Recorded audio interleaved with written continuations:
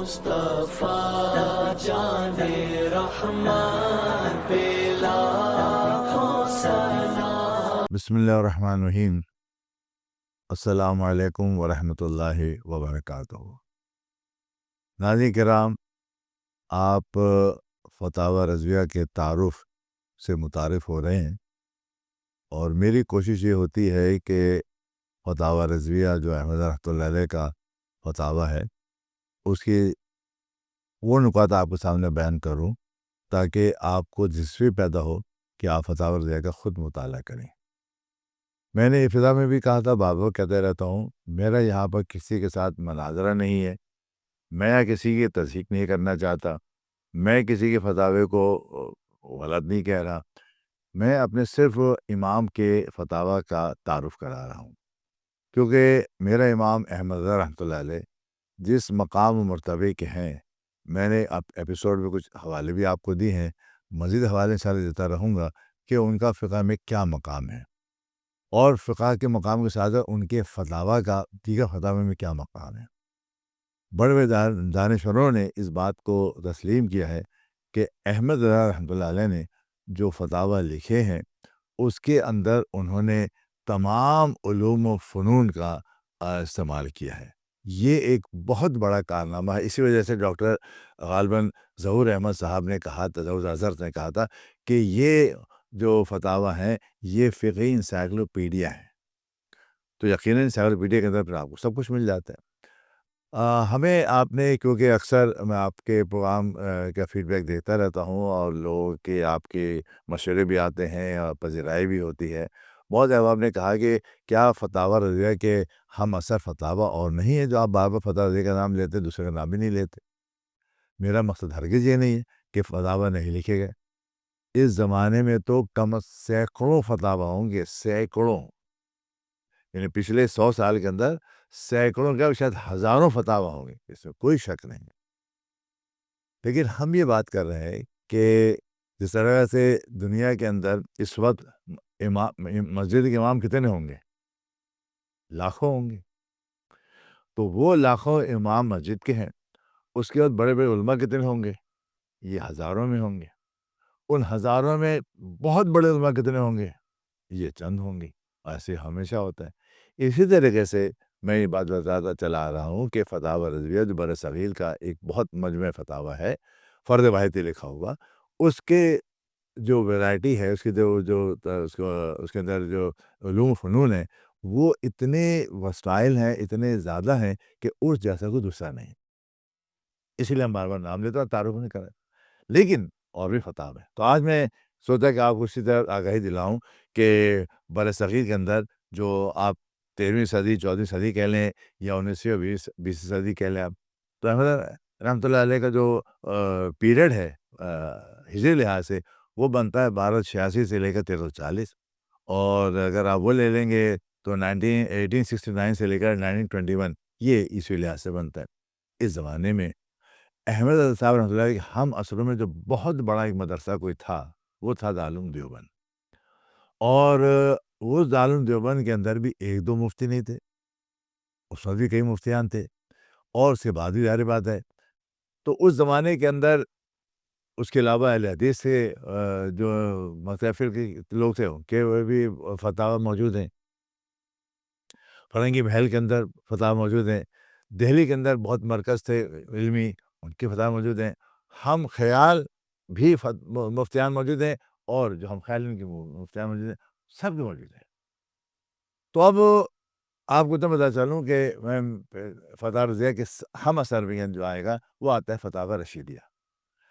فتاوی رشیدیہ جو ہے وہ مولوی رشید احمد گنگوہی ہیں، جن کا تعلق دارالعلوم دیوبند سے بلکہ بانیان میں آپ کا شمار ہوتا ہے، اور آپ کو دیوبند کے علماء کے اندر ایک بہت بڑا مقام حاصل ہے۔ آپ کے فتاوی 2 جلدوں پر مشتمل ہے، زیادہ نہیں ہے۔ اب ان 2 جلدوں پر مشتمل ہیں تو، اور یہ جتنے بھی فتاوی انہوں نے لکھے ہیں سب فقہ حنفی کے حوالے سے لکھے ہیں۔ ان کے اندر جو موضوعات ہیں، صرف میں نام لے رہا ہوں تاکہ اندازہ ہو جائے کہ اس میں کیا کیا چیزیں موجود ہیں۔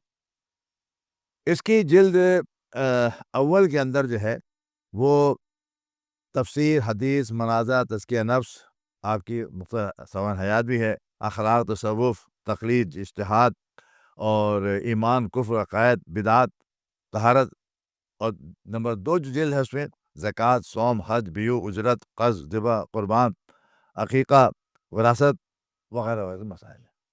اب ان کے اندر آپ دیکھ لیے 2 جلدیں ہیں، یہ ان کے موضوعات ہیں۔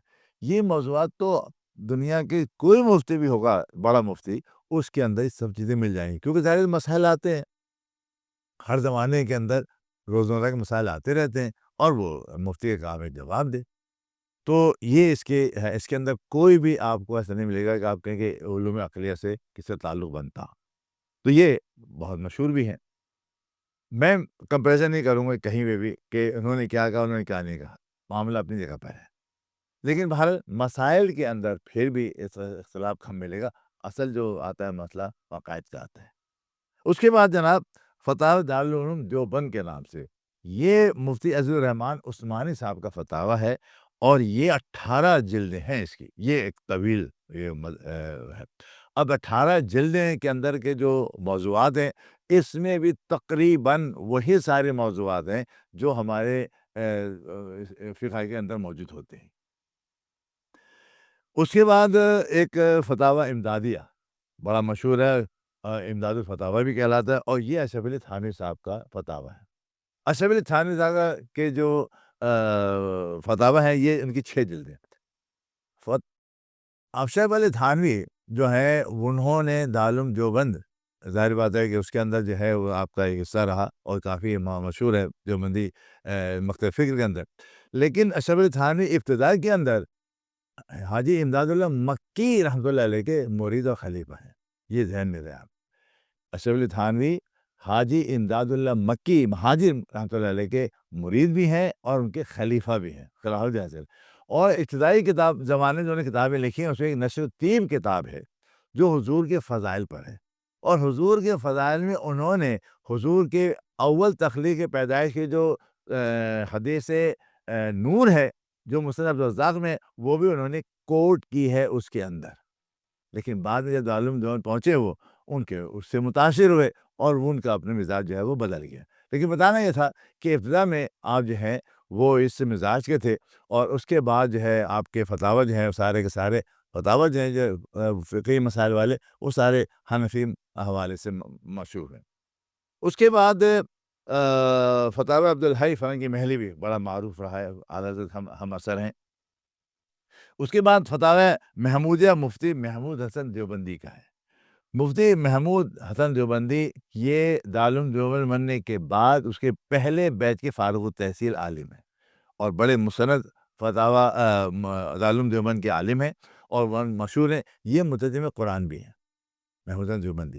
محمود حسن دیوبندی مترجم قرآن تو ہیں اردو کے، لیکن انہوں نے کیا یہ کہ شاہ عبد القادر دہلوی رحمۃ اللہ کا جو ترجمہ تھا، اس کی انہوں نے نوک پلک درست کر کے اب ترجمے کو اپنے نام سے شائع کر دیا۔ یہ انہوں نے خود اپنے دباچے میں لکھا ہوا ہے، تو اصل میں ترجمہ ان کا نہیں ہے، لیکن انہوں نے کیا تھا، عبد القادر دہلوی رحمۃ اللہ علیہ جو شاہ ولی اللہ کے بیٹے ہیں، اور پہلا بامحاورہ اردو ترجمہ کرنے والے وہ شمار کیے جاتے ہیں، ان کے ترجمے کو تھوڑا تسہیل کیا، الفاظوں کو آسان کیا، اور اپنا ترجمہ پیش لیتے ہیں۔ لیکن بہرحال آپ ایک مفتی کی حیثیت سے بھی بڑے معروف رہے، اور انہوں نے دارالعلوم دیوبند سے فتوے جاری کیے، اور آپ کی جلدیں جو ہیں فتاوی کی، وہ بھی تقریباً 6 یا 8 بتائی جاتی ہیں۔ پھر فتاویٰ اہل حدیث بھی ذکر کر دوں۔ حالانکہ اہل حدیث حضرات تو تقلید کے قائل بھی نہیں ہیں، اور لیکن اس کے باوجود ان کے علماء نے فتاویٰ لکھے ہیں۔ اگر تقلید کے قائل نہیں ہیں، اگر لکھے ہیں، تو جب کوئی ان کے فتاویٰ پر عمل کرے گا تو مقلد کہلائے گا نہیں کہلائے گا؟ یہ آواز صرف آپ کو سمجھانے کی بات کر رہا ہوں۔ ہم مقلد کہلاتے ہیں، یا احمد مقلد کہلاتے ہیں، کیوں کہ وہ امام حنیفہ رحمۃ اللہ علیہ یا ان کے جو دیگر لوگ ہیں، ان کے فتاویٰ کی وہ تقلید کرتے ہیں، ان کو ریفرنس بناتے ہیں، اور ان پر عمل کرتے ہیں، وہ مقلد کہلاتے ہیں۔ تو مقلد شخصیت کی نہیں ہوتی ہے، مقلد ہے زیادہ ان کے اس کے جو انہوں نے فتاویٰ کی صورت میں ہمیں چیز دی ہوئی ہے۔ تو اب اہل حدیث کا جو تعلق ہے بہرحال ان کے بھی فتاوی ہیں، اور ان کے مفتیان میں دو شخصیت بڑی معروف ہیں، دو تین ہیں اس میں۔ ایک تو سید محمد نذیر حسین محدث دہلوی کہلاتے ہیں، ان کے فتاوی نظیریہ کہلاتے ہیں، اور یہ سب سے مستند اہل حدیث کے مفتی قرار پاتے ہیں۔ اس کے علاوہ حافظ عبداللہ محدث روپڑی بھی ہیں، اور ثناء اللہ انور سری، یہ تین افراد ہیں اہل حدیث کے اندر جنہوں نے فتاوی لکھے ہیں، اور یہ فتاوی چھپتے ہیں، اور فتاوی کی تقلید بھی کی جاتی ہے، اگرچہ وہ انہیں کہنا یہ ہے کہ تقلید شخصی نہیں کرنا چاہیے۔ خیر، بہرحال اس کے بعد اعلیٰ حضرت کے ہم خیال افراد کی بھی تعداد بہت زیادہ ہے مفتیان کی، اور ان کے شاگرد جو ہیں وہ بڑے بڑے مفتی ہیں۔ احمد رحمۃ اللہ علیہ کے ان کے بیٹے حامد رضا وہ مفتی، ان کے بیٹے چھوٹے مصطفی رضا وہ مفتی، ان کے شاگرد ظفر الدین بہاری وہ مفتی، ان کے شاگرد امجد علی وہ مفتی، ان کے شاگرد نعیم الدین وہ مفتی۔ تو وہ اگر میں نام لینا شروع کروں گا تو 50 نام وہاں پہ بھی آ جائیں گے۔ لیکن ہم خیال مفتیان ہو یا ہم خیال نہ ہو، جو بہت بڑا فرق ہے وہ یہی ہے کہ احمد رضا رحمۃ اللہ علیہ کے پاس سوال کی نوعیتیں جس قسم کی بھی آتی تھیں، اور آتی بھی انہیں کے پاس تھی نا۔